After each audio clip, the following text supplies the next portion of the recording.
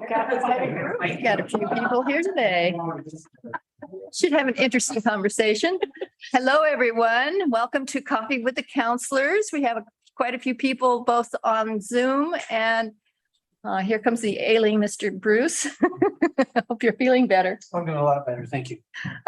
We have quite a few people on Zoom, and we have quite a few people in the audience as well. So I'm going to go around and ask people what they would like to talk about. And then we will get back to those conversations. So let's start with the people in the room. Les, what would you like to talk about? Yes. So I did want to make a comment. Somewhere else. So it had to do with, well, my comment is about keeping motorized vehicles off of multi-use paths. That would be the one I wanted to say. Okay. Eco Park had the great big wheel things. Okay. Right. And I don't know your name. Michelle. Michelle, what would you like to talk about? Super popular parking. Parking? Yeah. Oh, yeah, the old parking issue. Jan, what would you like to talk about today? I was wondering if we could have an update about the First Street Bridge situation. Okay, update on the First Street Bridge.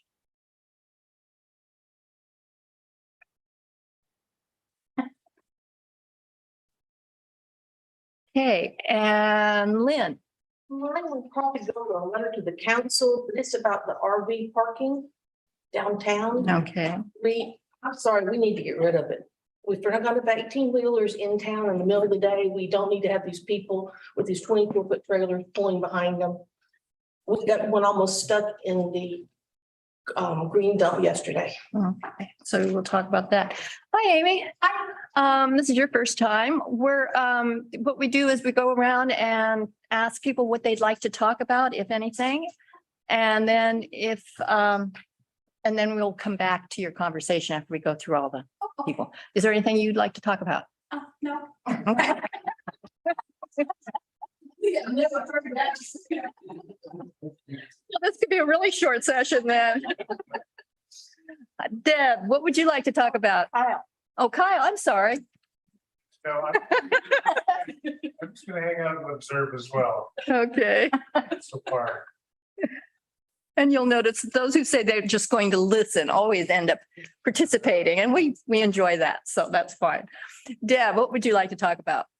I just want to ask a quick question about oops, jeez. I got the dog at breakfast and the phone going. Anyway, I just want to ask a quick question about the food bank to clarify something. That's it. Okay. Betsy, welcome. Hi, everybody. I don't have any bones to pick today. I know you'll be surprised, but I mostly just wanted to join today to really compliment the city and all the volunteers who made the 4th of July such a wonderful experience here this year. Thank you, everyone, so much. There's quite a few people in this room who helped with that, and in terms of the library book sale and all the other things. And the chamber did a great job with the parade, and the volunteers that helped with the parade. Everything was it was fun. It was finally fun. Wonderful. Betty, what would you like to talk about? Well, I'd like to just get an update on trash cans at beach entrances.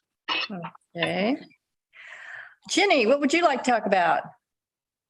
I am curious how you can change a law or ordinance, and specifically the one Betsy and I talked about before. If I have a house guest with an RV parked in my neighborhood, I feel like in my driveway, I feel like I should be able to get a permit for them to sleep in that RV for a few days if I'm home.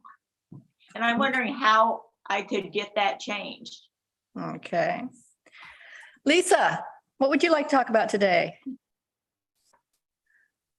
I'm just listening. Thanks. Okay. All right. And is it Richard? It is. I'm just here to listen. Thank you. Okay. And Randy. You're muted, Randy. You're muted. I listened last month and a couple of topics about the transportation plan came up. And I'm here to sort of listen again, but it already sounds like more will come up with parking and RV parking and other things. Okay. And is it Jen? Jen, what would you like to talk about? Hi, good morning. I'm also here just to listen a little bit. This is my first time coming to Coffee with the Councilors. I do think I have, I'll probably second with Michelle and Randy to chat a little bit about parking and transportation as well. Thank you, though. Okay, great. Well, we have quite a variety of topics today. We also have our police chief, Jason, and our code enforcement officer, Luke. Is it Luke? Luke. Okay, I just want to call you Lucas for some reason. So if you have any code enforcement, which sounds like we might when we talk about RV parking and so forth, or any other things, and of course, Bruce is with us. So and Rusty is with us as well.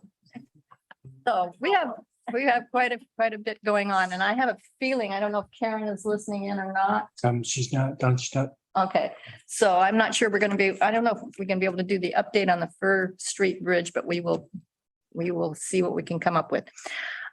So let's talk about motorized vehicles on off of multi-surface streets. Yeah, we continue to see people with motorized scooters or the little one-wheel hoverboard things going down sidewalks or going down the little walk path that at the end of my street. That's Bruce. And I think, at least in my mind, the problem is simply, I'd like to see the city in an ordinance define what the difference is between motorized and non-motorized vehicles, because I know a lot of people seem to think that if it's got an electric motor, it's not the same as a motorcycle. But they really don't have any, they go too fast. There's really no place for them on a pedestrian walkway. And I just, maybe it's a part of the transportation plan, maybe it's something different, but I continue to see people abusing it, I think. Well, we are looking at an ordinance in this next meeting that talks about motorized vehicles, banning motorized vehicles like that on public streets. I don't know if it takes. No, actually, it's not going to be banning private vehicles. What the ordinance does is prohibits the renting of those. But if you have your own scooter, for example, you're able to go ahead and drive on the streets. You might want to look at Oregon State Parks. They have rules about who can be on trails and which trails are appropriate for horseback riding, for motorized vehicles, for bikes. And we might want to get a little more specific about who should be on, because it is dangerous. Yeah, and are those state trails, those aren't city trails or city paths or They're anything like within that. a park, the Oregon State Yeah. Parks, which there are many. Yeah, but they wouldn't cover city parks or. No, they wouldn't, but they might give us some ideas. Yeah. The thing I see is bicycles on the downtown streets. The electric bicycle? No, just the bicycles. Two parents and 3 little kids. And the bicycle, there just isn't room. But you don't want to put the kids in the street. And it's kind of like, maybe the square ought to be bike free or something. I don't know. It's like. Maybe take one of the parking lanes and make it a bike lane. Oh, let's don't even go there. It's getting too deep. I'll keep going. But that's something. It's getting way over our pay right now. That may be something you might want to take back to Jeff to see if there's something we could.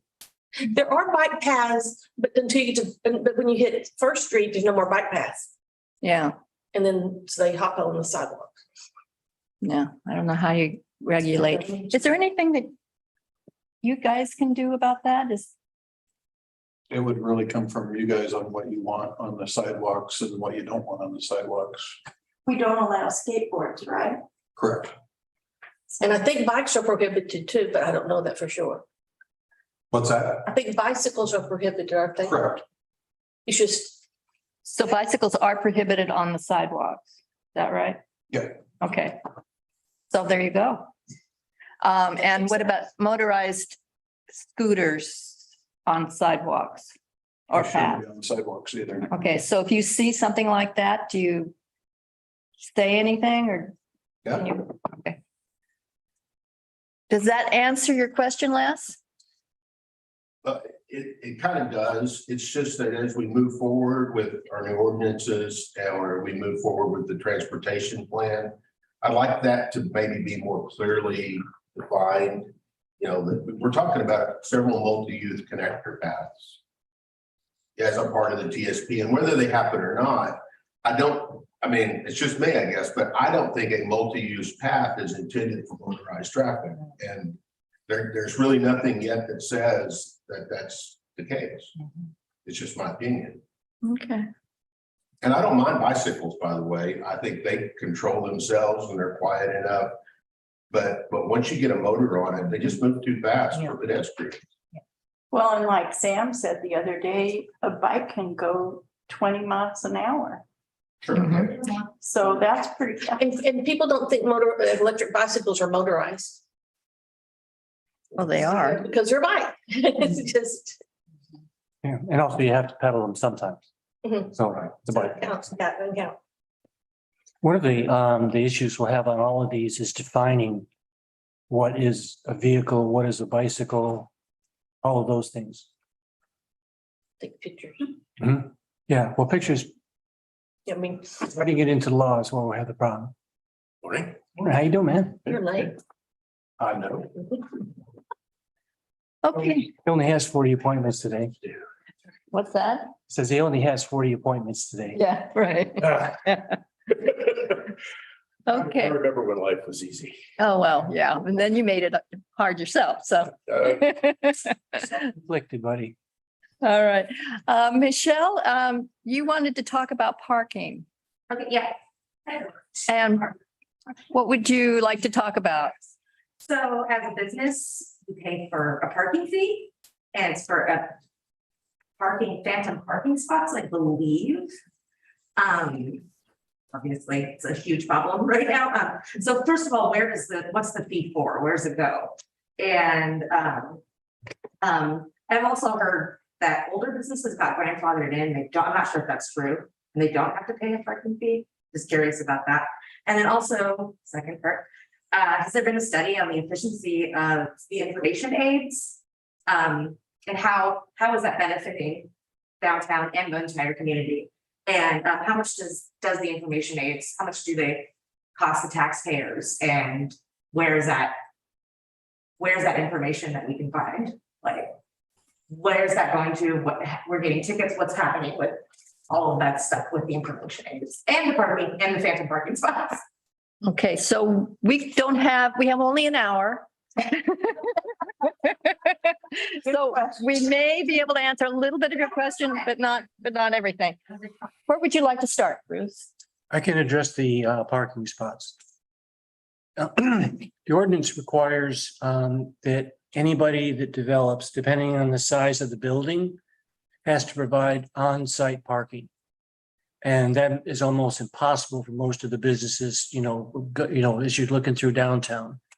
At some point, I believe, and I know that either Jan or Robin, and actually Nancy's, I think it's been in your time, that the decision was made that businesses could pay a fee, and that fee would go towards the parking lot that's kind of behind. It's between, right there at Spruce by the library and some of the other things. And that would eliminate the requirement for the owner of the building. Because if you own the building, I understand, yeah. okay, but if you're renting, it can transfer because it stays with the owner. And so that's a tremendous benefit. And so you pay for that. If you don't pay for that, you have to put parking on your property. And so so there's not a space assigned to you. But it takes away the requirement for you to or your owner, whoever, to have put a spot there. And you see that there are several places that downtown that it's really hard for them to develop because we have stopped collecting the funds saying that, well, if you pay this money, you don't have to put parking in, but we're not building more parking. We've kind of, all the spaces that we have allowed people to transfer to that location are really gone. But where does that fee go? Like, Goes to, for you're paying for Phantom, like those, no, you're paying, you're paying for that pays for the maintenance, those kind of, okay, that makes sense. but it's actually a benefit to the owner because it's not the cost of a parking place. So you pay a portion and I don't even know when the last time it was raised, but the benefit to those that have that and they're grandfathered in, but if they're grandfathered in, they're paying it. Yeah. That's the benefit. Okay. Just curious. Yeah, no, but that's a really good question. And I'm surprised it's the first time it's been asked. I can answer. I think I can answer the ones about the parking aids. What specific questions were there about the parking aids? Well, I'm just curious how is it benefiting? Is it, I don't really see them, right, the new ones actually, but I don't see them like actually writing a lot of tickets and then where does that money go? Where can we see, how is that benefiting the community? Like, nobody's getting told, they just get tickets, and so it's just money. What's going on with, where can we find out where that's going? And the study of how is it benefiting downtown? And the community. Sorry. Yeah, no, I think regarding ticket wise, their goal isn't to write as many tickets as they can. It's to educate and make sure that parking's available for everybody and that parking spaces aren't being taken advantage of. And that people are parking properly. Yeah. They do write citations. That money goes into the general fund.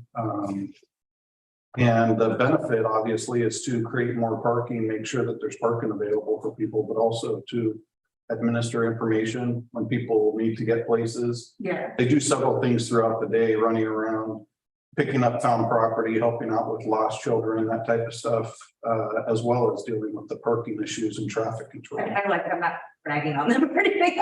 I'm curious.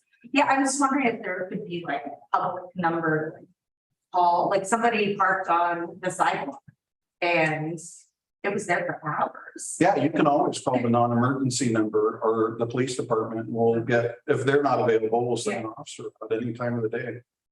Can you give us that number? 503 Oh. 436 2811. I would like this is mean of me, but I would like for them to be able to ticket people every 2 hours. Because yesterday there was a car parked halfway across our street that had a ticket, but they leave for 5 or 6 hours. And it's kind of like, you get a $20 ticket and it's still sitting there. You're still blocking things. All the tickets are $50. The $50 now, okay. Yeah, we bumped them up. I'd still like the 2 ticket. But I mean, it's kind of, I'm gonna think with you that Your neighbor. I want them towed. Just come and get them. But I think I kind of felt that way about the bike boys when they first started. I call them bike boys because they just see me riding around. And I think they've gotten quite a bit more serious. I think it's kind of a growth thing.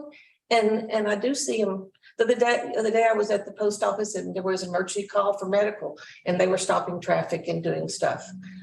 They do more than you think they do. They're more efficient this year for sure.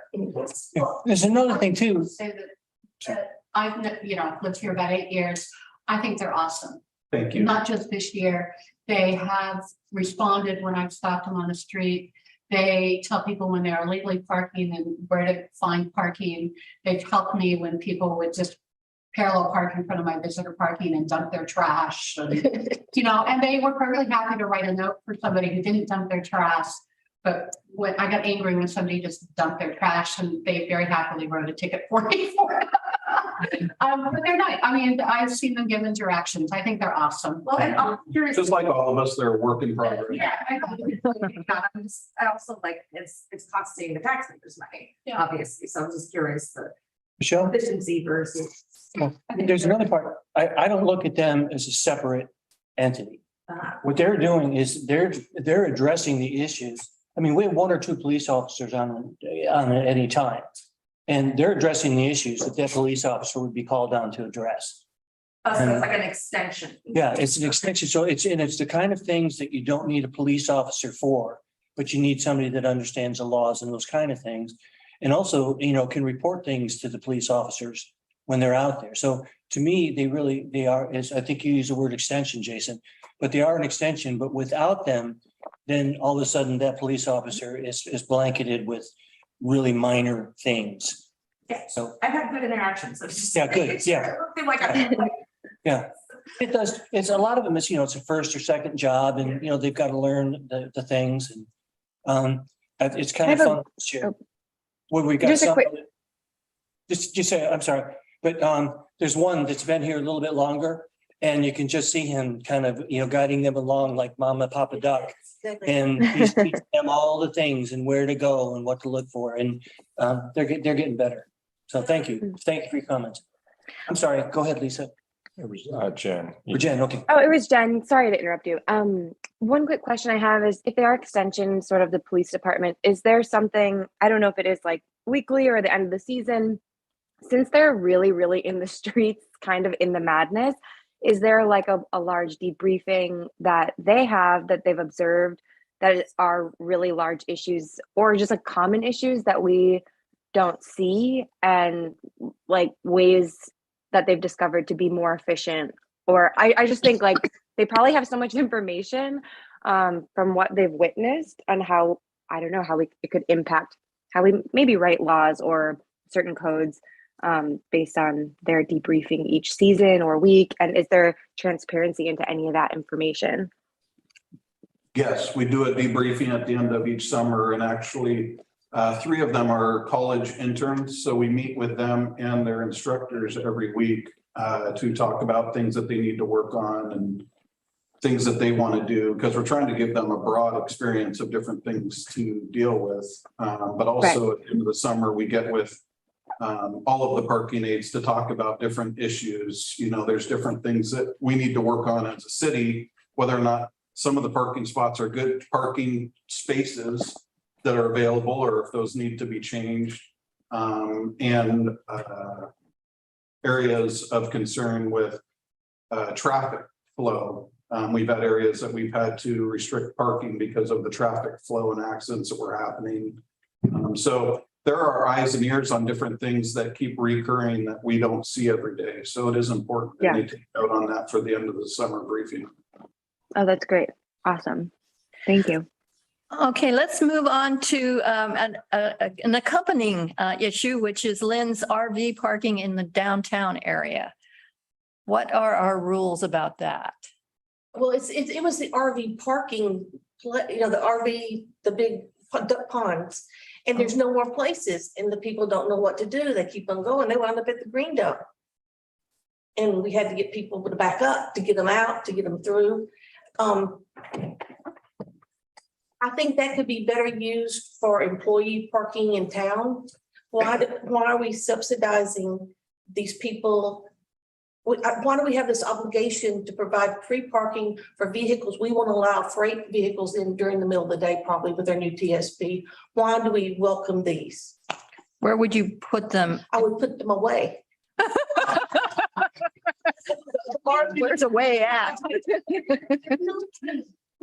don't know if we're the only city that offers 50 parking places for RVs in town, but people have heard about it and there's 200 coming for the 50 parking places.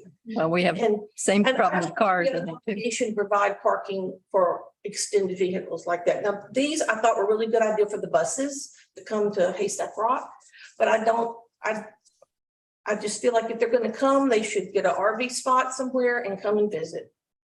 Okay. How do they get down to downtown when they're They drive in their little car downtown.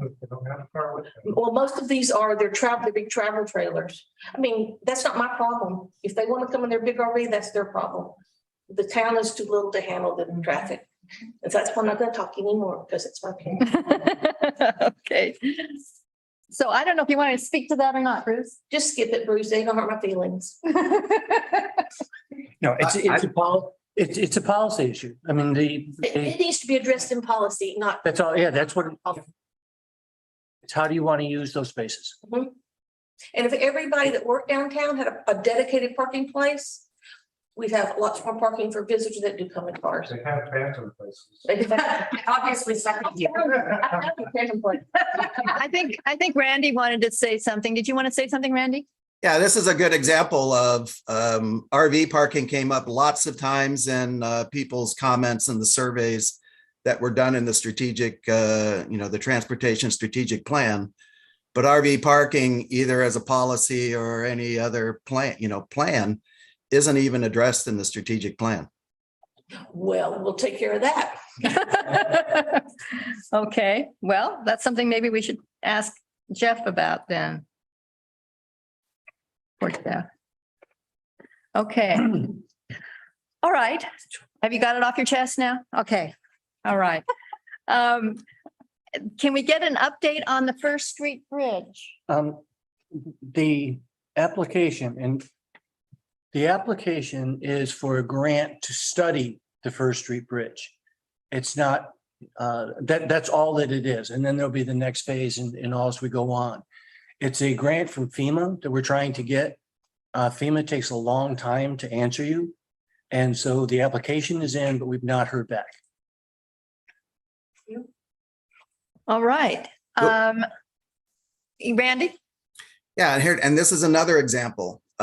Transportation strategic plan is supposed to be our vision for the next 20 years, and it makes no mention of the First Street Bridge. Exactly. Okay. All right. Okay. I think Deb had a question about the food bank. And you're muted. Okay. I just had a quick question that I just thought of something that all weekend I've been hearing a lot of sirens. I woke up and thought I was in New York City because there's so many sirens. So they used to have a log, I guess this is a Jason question, log in the Gazette about what is happening on what's happening. So that, because people are always going, what's happening? What are the sirens? And I can't answer them on Protect, of course, because I don't know. So is there used to be a log on that for the Gazette? We used to have, when I edited the Gazette, we used to have a police log in there. And they haven't, when the Hungerfords bought it back from the Daily Astorian, they have not put in a police log. It basically requires some partnership between the police department and the reporter. A lot of times the reporter has to go in and kind of copy the log all the way down, or sometimes the police department will submit the log. I can't even remember how we did it before. Yeah, Val puts them together each week. I don't know why the paper doesn't get them anymore. Yeah. But yeah, we keep track of them all. That would be something you need to talk to Joe Warren about. Well, no, he told me to look into it. Oh, okay. So, and he said if I could write about it. So, Jason, maybe we can coordinate about that. Yeah, no problem. I'll come in so you don't have to do the work. I'll do the work. Well, it'd be easier because Val has it all at her fingertips. She can email it to you or whichever. Okay. Sweet. Okay. And who's that again? Val? Valerie, yeah. Valerie. Okay. So the quick question about the food bank was I was kind of confused at the last work session. Are we trying to move it, or we want to keep it there, or why is it being brought up? It's not going to be remodeled there. I wasn't quite clear at the end of the meeting what we are doing with the food bank, or what the thought is on the food bank. Bruce, would you like to talk about that? Sure. With two things happening kind of starting this conversation. One is that the food bank building itself is in very poor condition. And it needs work, it needs roofing, it needs a north wall, and other things. And then at the same time, we're talking about renovating that property, but the food bank is not part of the project. And so the staff got prices for doing the remedial work. And then a question came up is, does it make sense to spend, over a third of the cost of replacing it to fix these things, but not know what other things might need to be fixed? And so then we got price of about $300,000 for the structure alone, and that would be a modular structure. And so then if we were going to have a new structure, then it made sense to explore what other locations might we move, or, in one of the locations is the current location. So that's how that discussion evolved. And I think we're still in that. The council asked us to go back and provide, I think there were 2 sites. Do you remember, Robin or Nancy?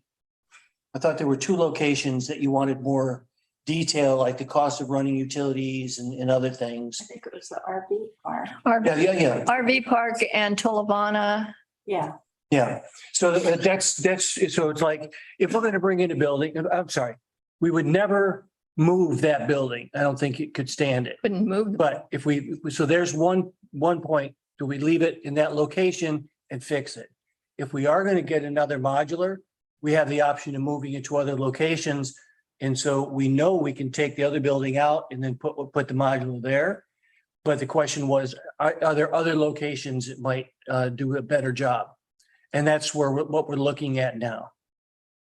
What was that location not included in the school design for a reason? Because they wanted to put something else there?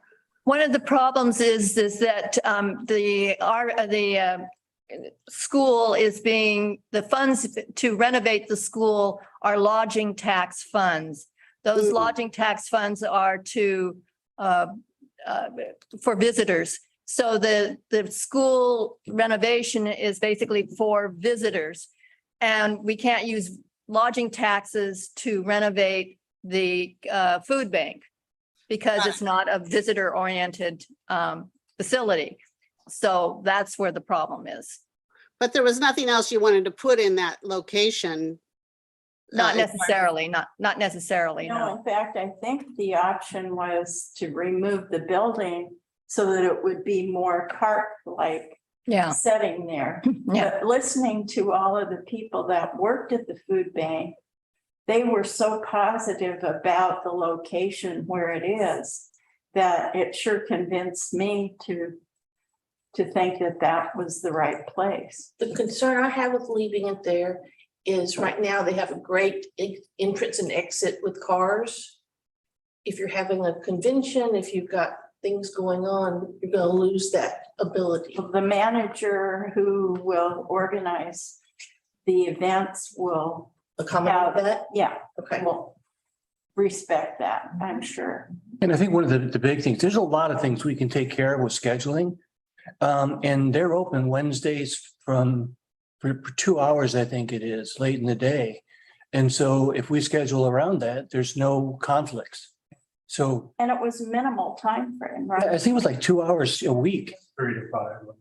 Yeah, okay. Yeah, so those kind of things, I mean, we don't have to just move it because of that. We just take care of it during that 2 hours. Okay. And we're leaving that that tarmac that's there. And so in all likelihood, we'll be able to go ahead and maintain that same traffic flow for them, as we move forward, if it stays in that location. So what about visually? I mean, you're trying to make everything look kind of native style, and a modular building is going to not look as attractive in the whole scheme of things, right? That's just. CETA will help us with that. Okay. Yeah. Yeah, and yes, and that's a good point, Deb. And we'll probably work a side scope with CETA, who's the architects that are working on the project for us, out of the general fund to go ahead and do whatever we might want to do in that location. It's too bad you can't combine the kitchen from the other one into the food bank or some sort of an integration so that it can be used for both. But anyway, just a thought. But there's consideration for that. Yeah. Okay, that's all I have. Okay, Betty, you wanted to talk about trash cans? I always want to talk about trash, it seems. Well, Washington Street needs a trash can because at the end where the beach entrance is, it just needs one. And I don't know what the rationale for just having one every 3 or 4 blocks, but you know, people come up from the beach and they just leave their things on the side of the road, and that's not really what the city wants, I'm sure. And so what can we do to move this forward?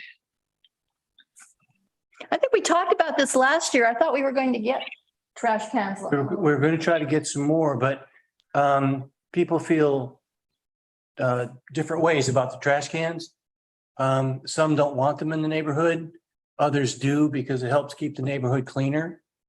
And so we'll, as we get them, but we're having trouble getting those particular cans, and we need very heavy cans so that they don't blow away. So they're expensive too. Okay, so when you say you're having trouble getting the one with the artist one, is that the ones you're having trouble getting? Yes, but also I think that's just the top. Yeah. But the overall assembly, I think Karen was having some trouble finding those. Okay, because I actually talked to the artist, did the trash cans. I did a story on him a few months ago. And I wonder if he has any connection to who actually did the trash can itself. If you need that information, I could probably. Okay, thank you. I'm sorry, I'm getting updated. As we speak. Just a tsunami is there. Let's feel good. No, the ones that are there, they are custom made. Yeah. No, we could get commercial was ones for a lower cost, but It was Jen, sorry, it was my understanding that Kurt said he had some in stock and that he was just waiting to find a place to put them. So my understanding from a few meetings ago with the parks is that Kurt had extras. So I don't know that, Betty, but it's possible. I'm sure I will hear in 3 or 4 seconds. Jen, did you have a comment? Yeah, a quick kind of question comment. Well, first of all, I had some visitors from out of town come to Cannon Beach, and I live on Jackson, and they were in the area, and they actually commented that they couldn't find any trash cans like in the town. So I thought that was interesting, just as a new perspective. But one other question I have is, what's kind of the protocol for if I wanted to submit maybe a request or to bring it up about getting a new stop sign or another stop sign? I live on Jackson, and so the corner of Jackson and Spruce, when you're coming, I guess, towards down Jackson and have to cross Spruce, there's kind of a blind spot because of some hedging and stuff like that. I would never want someone to cut down their bushes or anything like that, but it's so dangerous because people fly on Spruce, and there's several times where people have almost collided.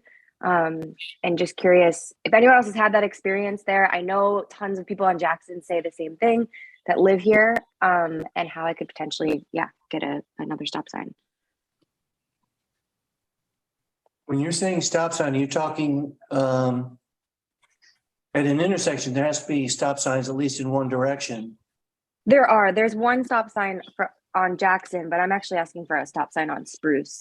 You want to make it a 4-way stop is what you want. Yeah, ideally, because it's just, they're going so fast. And then you have to creep all the way out with the nose of your car sticking out to see if there's even a car coming from one on Spruce. So it's already like a dangerous spot. That's one that we'll follow up on, and That's why there's not supposed to be anything planted or interfering with the right of ways in the Okay. city. And so Yeah. I'll have somebody check that location as whatever is there. Okay, if you want to, I can send a photo or something like that, just to show you where exactly it is. But it's Okay, no, thank you. But I think that we'll find it. But if you want to send the picture, that would be, yeah, if you're talking about the place that you have to creep out, maybe that would be good if you would send it. I know. yeah, I will. All right, thank you. Thanks. I always stop there automatically, even if I'm on Bruce, I just kind of slow down and stop because it is kind of a dangerous. I know exactly what you're talking about, and it is kind of Right. dangerous. Yeah. And I think people that are out of town or they don't know, so Yeah. they're just like, oh, there's no stop signs on Spruce. I'm just gonna go. Yeah, a little scary sometimes. You got 2 more hands up. Okay, Randy? You're muted, Randy. You're muted. I can't hear a word you're saying. There you go. All right. Yeah, that's another one on the transportation plan because the staff and the consultants have like $1.5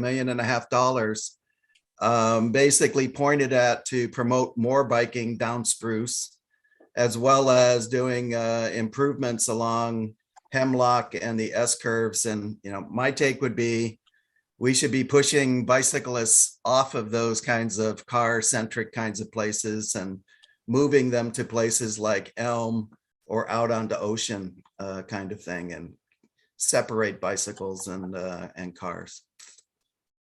Okay. All right, Deb, did you have a comment? Okay, I was just thinking about the food bank again. What about in the tsunami? That's something to think about. They would be serving the community in a tsunami, so I'm wondering if it shouldn't be above tsunami zone. Do not go to the food bank if we have a tsunami. You're not gonna be eating. Pack your own lunch. Put it in the thing. That's the reason that we're looking at the Tolovana cash site Okay, as a location. That's a real plus for that location, is that we have food storage there. yeah, I think that it has to be considered. I hate to say it. And with garbage cans, the more the better, because we go along the presidential streets, we pick up garbage and, sometimes, we walk a ways before there's another garbage can. So along all the beaches every entrance should have a garbage can so that we can stop the garbage. Is there one on the street that goes down the stairway from, I think it's 2nd Street and Hemlock there, that goes down onto the beach? Because there was a whole bunch of garbage there the other day. And I couldn't find a place to put it. There should be.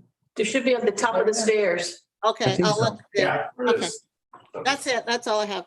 Okay, Ginny wanted to know how to change the ordinance for being able to sleep in an RV in your driveway. Ginny, would you like to talk about that? I understand a little bit about why not, because I know RVs were parking in the driveways of empty houses and just making themselves at home in the driveway. And also it shouldn't be a rental, but I feel like if somebody who's building a house can get a permit to stay in an RV, I should be able to get a permit for a few days for house guests in their own RV. And I'm just wondering, what do I write a letter to the city council, or how would I start that process? Letter to the council is the best way.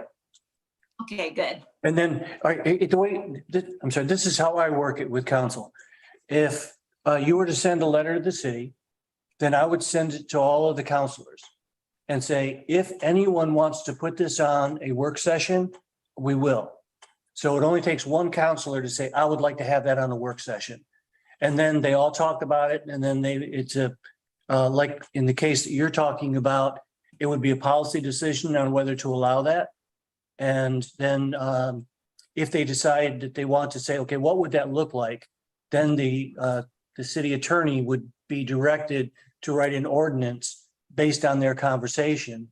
And then that would get workshopped and you would go through and then there would probably be a public hearing on it.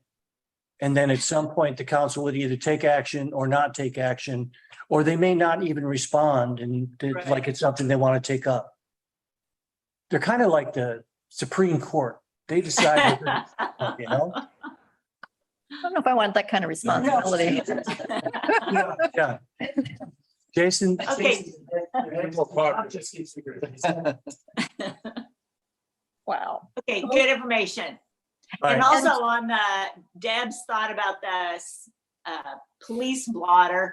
I will say I saw video of a water rescue over the weekend. That was amazing, where they plucked the guys off the rocks. Mm, Mhm. haven't seen Good that. job. If that, I don't know if that was Who did that? ours or Seasides, but it was pretty amazing. There's a combination, yeah.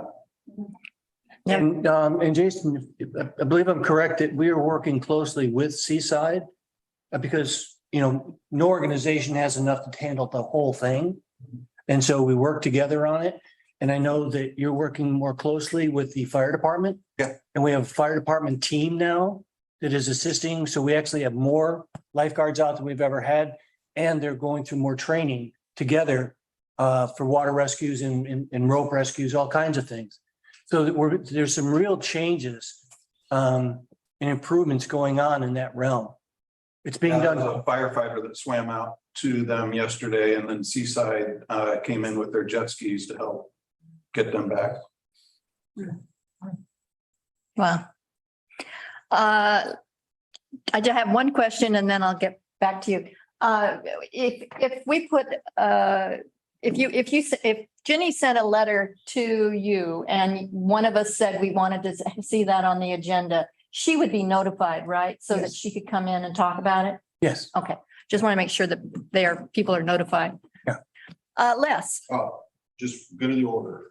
The Dessert with the District, the Fire District this week, their topic is surf and rope rescue. They're gonna Oh, do great. some Demos or not sure exactly what, but it sounded interesting to me and it seemed relevant to the conversation. and when is that? That's on Wednesday at 6 PM over at the fire station. Wednesday, 6 PM at the fire station.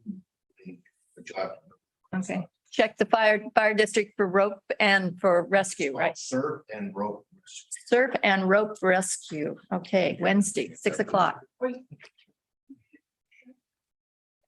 Oh, okay. Randy, I'm going to turn that over to you anyway, since you have a comment and then you wanted to talk about the TSP. So it's yours. Yeah, this one's a quick one for Jason. I was up early last week clamming and going to Seaside early in the morning, and then had some dinner parties coming back late from Gearhart. And I noticed each and every morning, each and every evening, there were like 5 or 6 sort of RVs, pickups, whatever, parked in the little pullout there on 101 in the middle of town. Is that a legal sort of camping stopping spot? Yes, they, per the ODOT, they're allowed to park there to get rest so that they're not driving drowsy or sleepy. And so there is a sign that's posted there that says they're allowed to stay there for a certain amount of time. Yeah, okay, that's what I figured. Tell me Yeah, the how- other comments on TSP is I know like last month you guys had a conversation about how unsafe, you know, the S curves were for pedestrians and bike riders. And, you know, there's a lot of money in the TSP to do improvements there. And again, I'd much prefer to sort of separate pedestrians and bicyclers using the bypass and use that money for a bypass instead. Likewise, there were conversations, you know, about the Ecola Park Road. And again, that's another thing that's not in the TSP. I understand it's not part of, you know, the city, but, you know, we should have an opinion to the state of what we'd like to see happen with that. And then likewise, you know, if the city is going to look at doing 3-hour parking within the city, you know, we should have the same kind of conversation going on with the Tolovano Wayside about, you know, having a limit in one area of the city and not having a limit in the other area of the city just doesn't make sense. And so neither Ecola or Tolovano has any mention in the transportation plan which is different than the parks plan that the city has. Those are state parks. Yeah, those are state parks. And again, I want to emphasize, and maybe I've got it wrong, but I want to emphasize that anything that we do, any portion of the TSP, once it's adopted, it's not going to be put into effect until there's a lot of conversation about the portion that we're going to put into effect. So this is kind of the overall suggested ideas for transportation systems in Cannon Beach. But when we start taking that apart, as you know, in the next 20 years, those will be conversations that we have in depth. And those will be the partnerships that we form with the state and other cities or whatever it is that we're working on at the time, and having public hearings on that portion of this plan. No, I don't think we're going to put anything into effect until we have the proper process to put it into effect. So just because a transportation plan eventually gets adopted doesn't mean that we're going to all of a sudden start doing all kinds of things to the city until we have some real deliberations, and we need money to do it too. So the plan helps us get those grants that we need to put some of these things into effect. And over the years, there has been discussion with Oregon State Parks to give the park to the city. So that is something that has been discussed, I would say, for the last 10, 15 years. No, and the strategic plan for parks basically says, here's a bunch of things that we think should happen with Tolovana. And like currently we're doing the beach access with the state for the ADA compliant. And, you know, when the city did the four-way stop at Warren Way, the traffic study said, you know, we should look at relining the stalls in Tolovana to increase parking there. So I think there's lots of things that we should be doing in conjunction with the state parks, and it should be in the strategic plan as one of the options, or many of the options. Okay. Well, something to talk to Jeff about, man. Poor Jeff. All right, I think we have gone through our list. I think Betsy wanted to talk about the volunteers during the 4th of July. Betsy, would you like to say something? And remember, okay, there you go. Yeah, hi.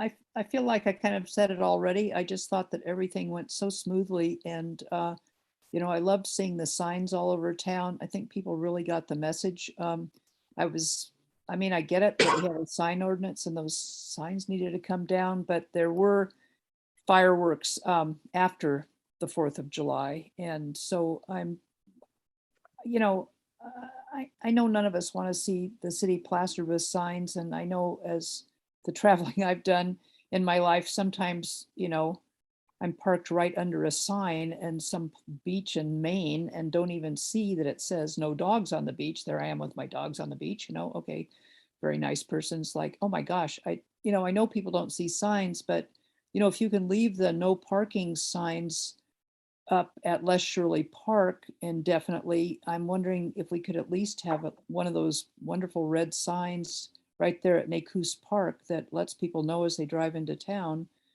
that we're serious about this. But you know, that's kind of an aside. I just mostly wanted to say my huge thanks to everybody for coordinating that and making it really, really work this year. Thank you, everybody, so much. All right. Rick, you came in late. Did you have anything you wanted to talk about? Not particularly, just came to see what was going on. Okay. Thank you. And we have 5 whole minutes left. Does anybody? Never happened before. No, it hasn't. Please now. I think Betsy wants to talk again. Yeah, you guys just thought you're off the hook. So yeah, I think I'm correct in that we have an ordinance about outdoor speakers in Cannon Beach, and that they're not supposed to, the noise from them is not supposed to reach beyond the property of the person who owns the building. Are you talking about decibels? I'm talking about about you're not supposed to be walking across the street on a sidewalk and be able to hear music coming out of the fish market on their speaker that they also use to say, you know, George, your order is ready, which you can hear all It's the really, really. you know, I'm just, okay, that's fine, I guess, if they need to let people know their order's ready, but often there is music at that volume also coming out of there. And I know that, you know, there's been efforts to, you know, down at the Pelican Pub so that you're not hearing it while you're across the street at Miska's Gallery. And I'm pretty sure there's an ordinance about that. So that was just something I forgot that. I think there probably is a should- noise ordinance. I Can should have you just- talk about that at all, Lou? Or, There's a certain like decibel level and stuff like that for hearing it off the property. And then there's something about if you're able to hear it within another building nearby or something like that. I'll check out Gold Seafood and the Pelican. Oh, the Pelican seems fine right now. It's the one I'll- that's really, just Gold Seafood. but thank you. And also, yeah, also sometimes I know that the Driftwood has a wonderful outdoor deck, you know, but sometimes their music gets a little, you know, I'm in the post office and I can hear it. And anyway, that's it. Thank you. Amy?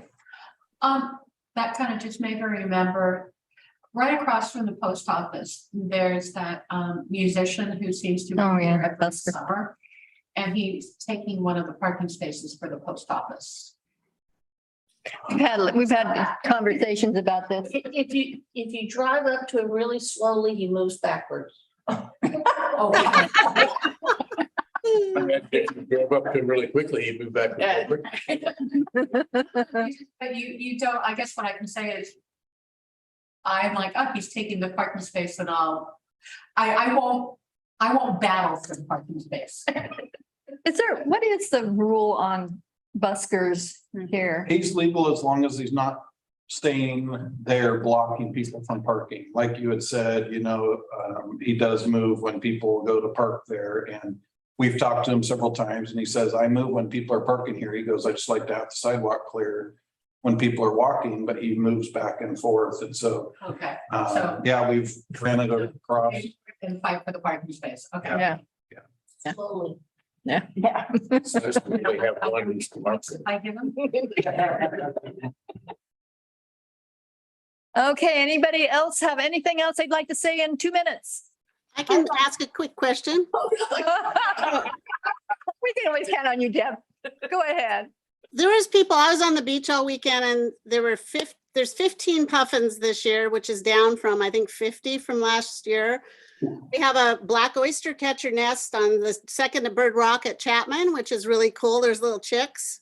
And one of them failed, but one of them is thriving. And also somebody's going around with a rake and taking off mussels off the Yeah. rocks. So I don't know what the plan is with that. I didn't do anything about it. I think they were stopped. I think I saw a Facebook post from Ginny saying that they were stopped. Is that right? Yep. Okay. But not at Chapman, right? So who deals with Chapman when they're down there doing it there?